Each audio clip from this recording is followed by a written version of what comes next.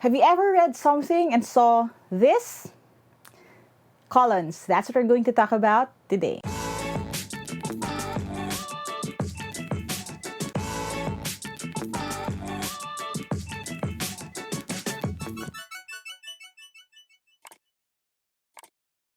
Hi there, thank you for checking out my channel. Thank you for clicking on this video. If this is the first video that you're watching from my channel, I make educational and motivational content. So if you don't want to miss any of my new uploads, don't forget to subscribe and hit that bell icon. Now, like I said in the intro kanina, we're going to talk about colons today.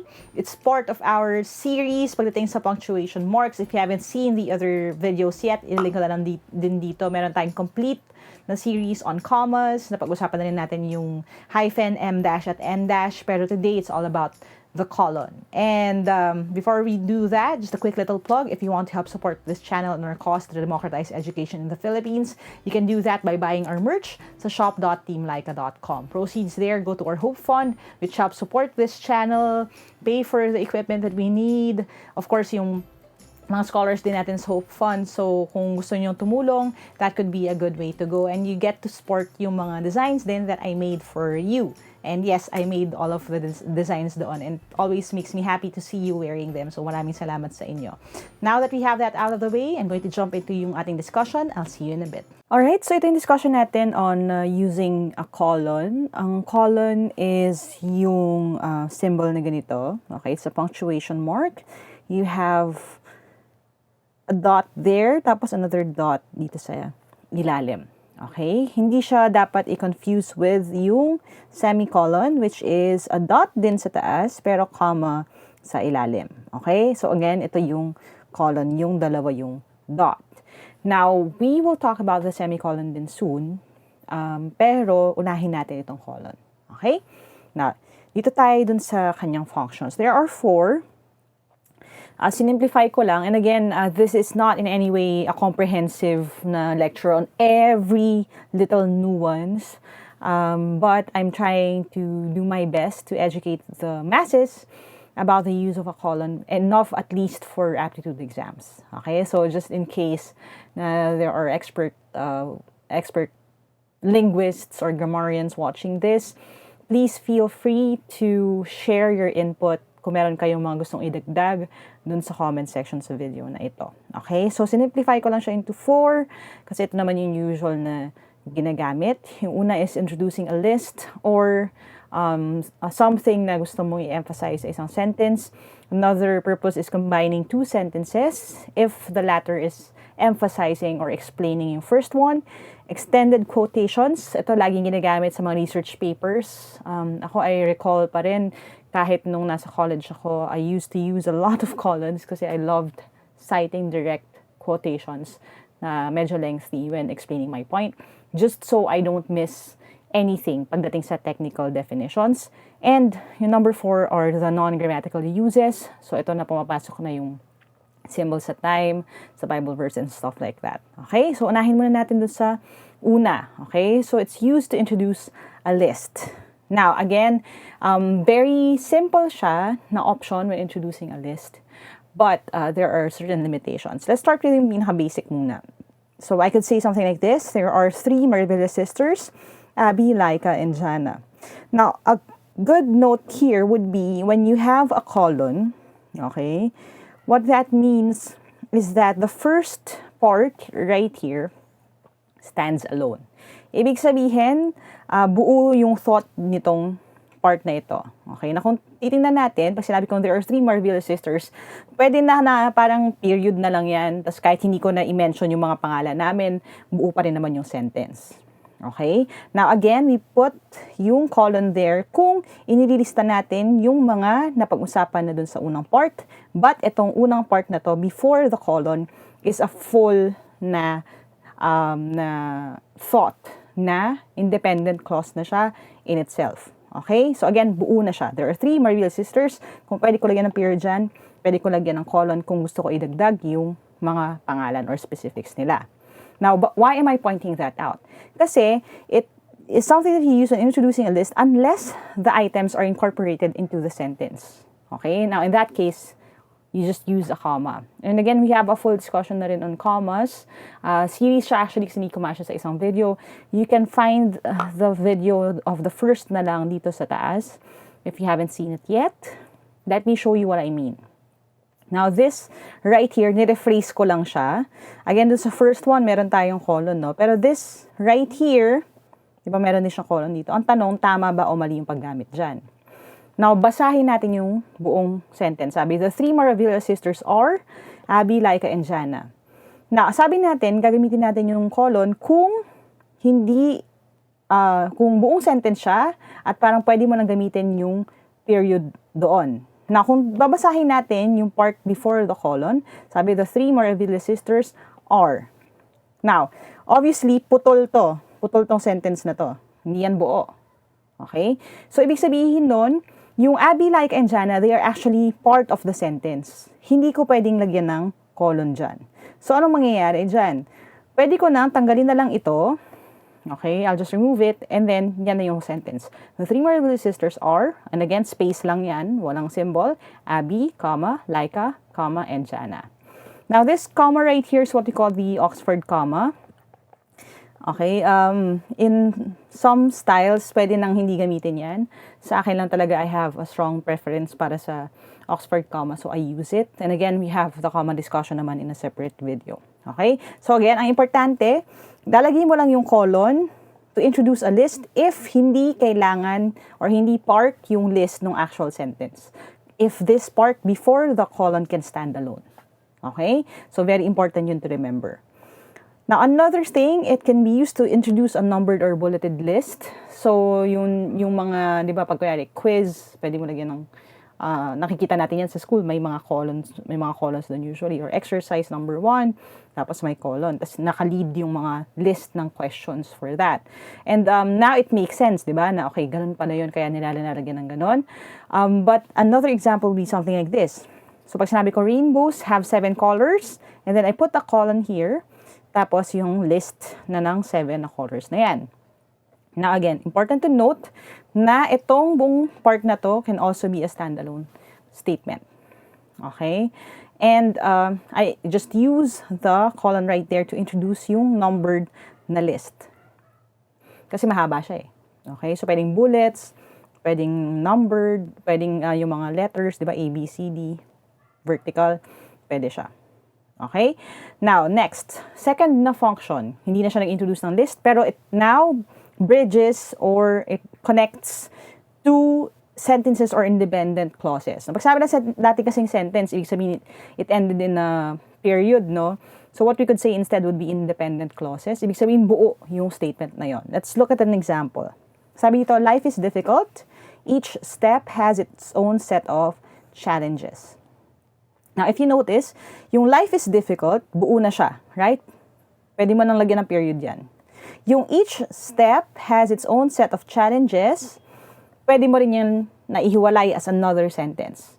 However, okay, because it emphasizes the first sentence, or the first part, kasi, di ba, again, by saying na life is difficult or mahirap ang buhay, parang further ina-explain niya na ang ibig sabihin niya na may hirap ito is that meron siyang laging own set of challenges yung bawat step. So again, it adds. Okay? If it adds, emphasizes, or explains yung first part, then you can use yung colon to bridge those two sentences. But again, kung isipin mo, no, pwedeng period na lang yan, kasi kakapitalize natin yung E, dalawang sentence na hiwalay. Kaya lang, this just makes things seem as if, yun nga, isang siyang cohesive thought na united doon sa kanyang explanation, no? So, may choice for you to either put a period there or colon na lang. Now, another thing to point out would be this. Kahit na kung tutuusin, pwede silang dalawang sentence na hiwalay.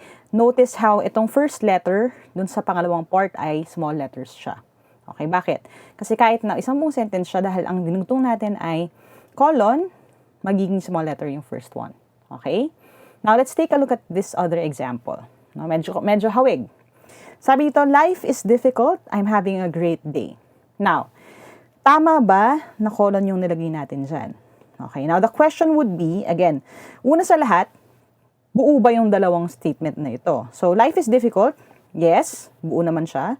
Yung I'm having a great day, pwede bang sentence yan? Yes. However, hindi sila, di ba, hindi sila magkadugtong. Kasi, ito ay negative statement. Di ba? Negative yung life is difficult. They're saying na hindi maganda yung mga bagay-bagay. Tapos yung I'm having a great day, naging positive na siya. So, it doesn't emphasize or agree with yung una mo nang sinabi. At dahil hindi sila pareho ng thought, mas maganda to just add a period right there.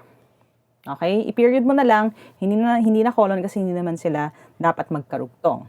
Okay?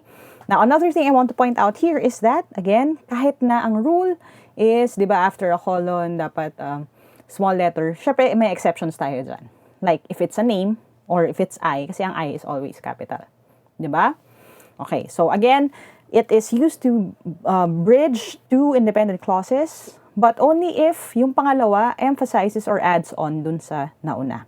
Okay? Now, another use is extended quotations, which I kind of mentioned na rin in passing kanina. Pag sa research paper, we have something like this. Sabi to, here's something she said in an episode of the Trying Hard with Lyqa podcast. Para lang maiwas yung copyright, I'm using my own quote here. So if you're passionate about something, know that failure is part of it. Passionate people are not the ones who do everything right. They fail, but they don't give up. They just try and try again. So again, this extended quote, dahil if you notice, di ba, 3 sentence, 4 na sentence na siya. Kapag mag-introduce ka na mahabang quote, awkward na kasi na ilagay mo pa yung comma na lang, tas quotation dito, kasi nga ang haba nung sinabi mo. So, ang ginagawa natin dyan, lalo na sa mga papers, we use a colon here, tapos, if you notice, naka-indent yung mismong quote. So, yan yung ginagawa natin. So, again, you can also use a colon for that. Now, dito na tayo sa non-grammatical uses. First is after the salutation and formal correspondence. So, yung mga nagtatanong kung paano magsulat ng business letter, sinabi natin to whom it may concern. This is an example to that. Meron kang colon doon. Okay? So, to whom it may concern, colon, hindi comma. Kahit na dear yung lalagay mo, kaya dear Mrs. Smith, if it's formal na correspondence, if it's going to be a plea or something you're writing to your boss, you still use yung colon, hindi comma. Okay, so that's the first one. Another is yung pagdating sa time. So yung time, di ba, we write it usually like this, 10:32 a.m. or p.m. So meron sa pagitan niya nung colon. We also use it for ratio. So di ba, kunyari yung math problems like that, 1:4, as 2:8. So ito ay ratio, marker siya sa math. Pwede rin siyang gamitin for Bible verses. So, if you have 1 John 2:17, which is actually my life verse para sa mga nagtatanong din, and the world passeth away and all that is in it, but he who abides in God lives forever.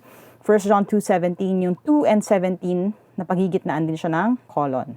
Okay? So, also for Bible verses and other things like that. So, again, yun yung 4 na madalas na gamit sa colon. Now, another use na hindi ko masyadong na-emphasize is that if you are going to use an M dash, okay, pwede mo rin gamitan ng colon. Okay? If you're emphasizing something. So, you said a statement, tapos parang for emphasis, may tag along ka na example sa dulo. You can also use a colon for that. Ang test na lang would be, kung kaya kong gamitin yung M dash, pwede kong lagyan dito ng colon. If hindi kayo familiar with the M dash, ano ba itong M dash yung sinasabi mo, coach?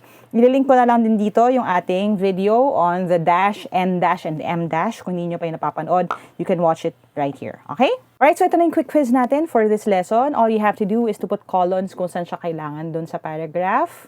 And again, think critically, think really hard kung colon ba yung dapat ilagay doon or kung hindi ba kailangan ng colon.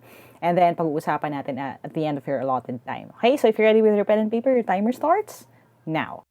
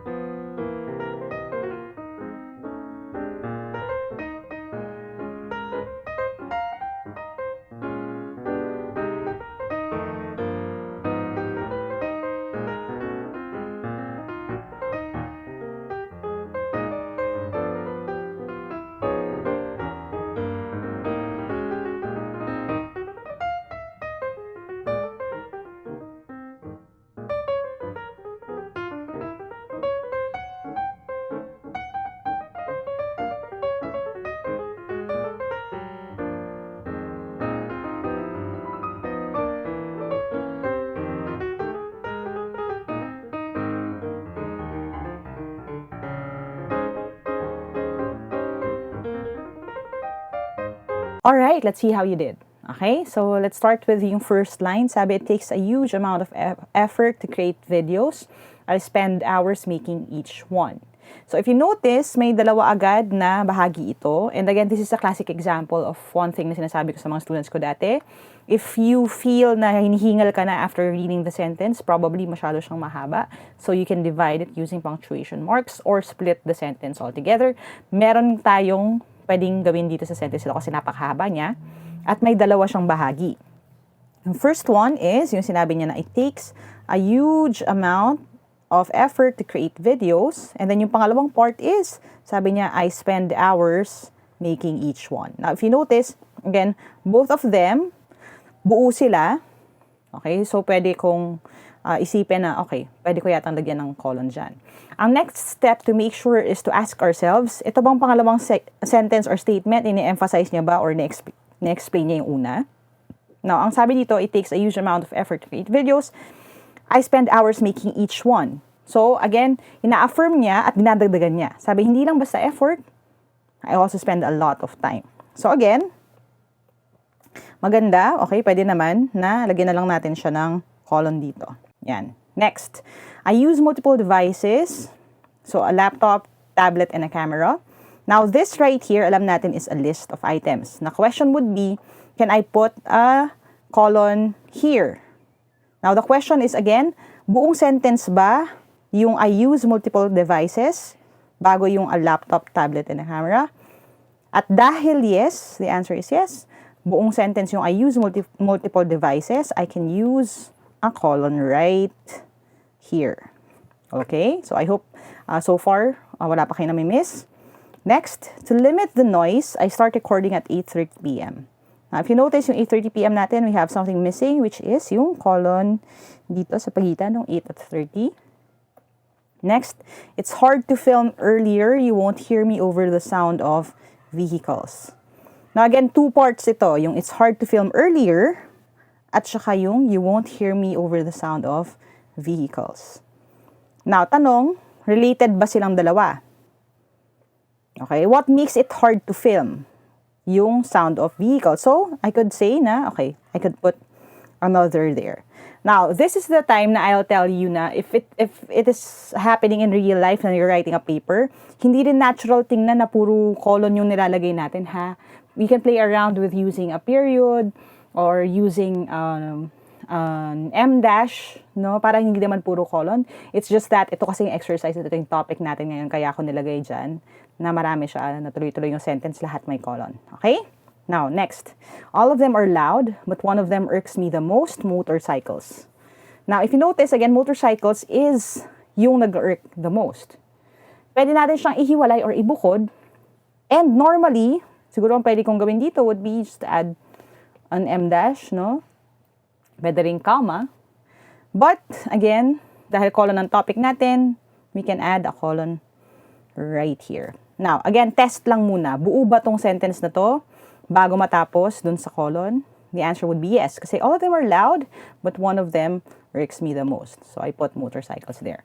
Now, this is another reason kung bakit pwede naman kasi technically na, okay, pag example siya, lalagyan ko na lang ng comma. Kaya lang, if you notice, may comma na dito. Okay? And kaya may comma dyan kasi this is an independent clause. This, yung after the but, it also is an independent clause. Kung lalagyan ko pa siya ng isa pang comma dyan, ang labas would be, again, magiging parang and again, hindi ko sinasabing interjection siya, ha, pero ang mangyayari, dahil napapaligiran na siyang dalawang comma, parang hindi na masyado, medyo awkward na, nalagyan ko pa ng isang comma dito kasi parang ang labas, magiging interjection na tong part na to. So, para may variety, I could put colon na lang there instead of a comma. Okay, so, I hope you kind of understood yung explanation na yun. Or you can kind of catch kung bakit yun yung choice ko dito sa sentence na to and what I'm trying to point out. Again, there are even better examples out there in the real world. This is just one of them. Okay? Next, why do they need to rev their engines and speed inside a subdivision? Tanong, may pwede pa ba akong hatiin dyan?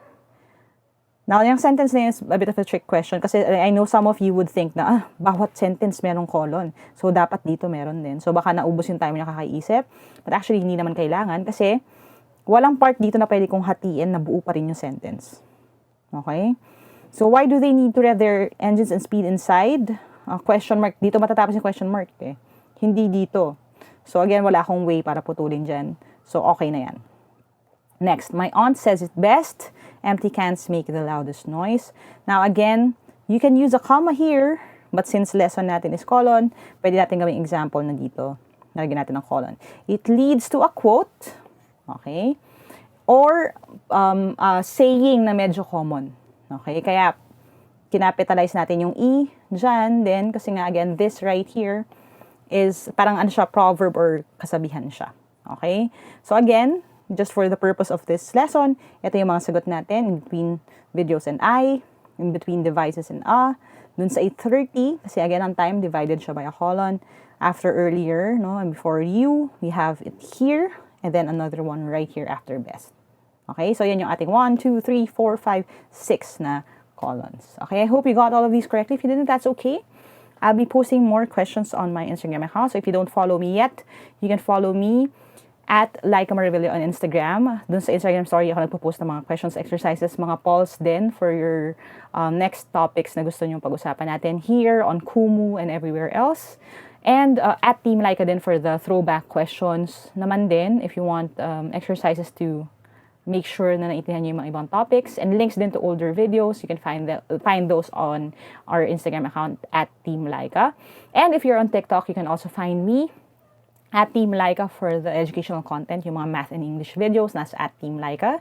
And yung mga mas personal naman na stuff, motivational videos, advice, tips, and other vlog type na videos with me and Hailey, you can find them naman sa at Lyqa on Instagram. Okay? See you guys online. Alright, I hope you learned something today. If you did, click thumbs up. Make sure that you share this video with your friends, lalo na mag-exam din sila. That way, mas marami tayong matutulungan. And as always, if you want to reach out to me directly, get the reviewers that I made, join the online or live events, you can do that by going to www.facebook.com/Team Lyqa for more information. Alright? Dun ko rin ina-announce yung mga upcoming projects natin. So if you want to join, volunteer, if you want to watch yung mga webinars na paparating, dun din natin siya ina-announce. Alright? See you guys online. And if you haven't subscribed yet, subscribe na. Hit that bell. Marami pa tayong pag-uusapan. Katulad ng semicolon, quotation marks, at marami pang iba. If you don't want to miss any of those, don't forget to click on the notification bell and turn notifications on for your device. Thanks guys for watching. As we always say sa channel to, never stop learning. Adja, kaya niyan. I'll see you in my next video and bye for now.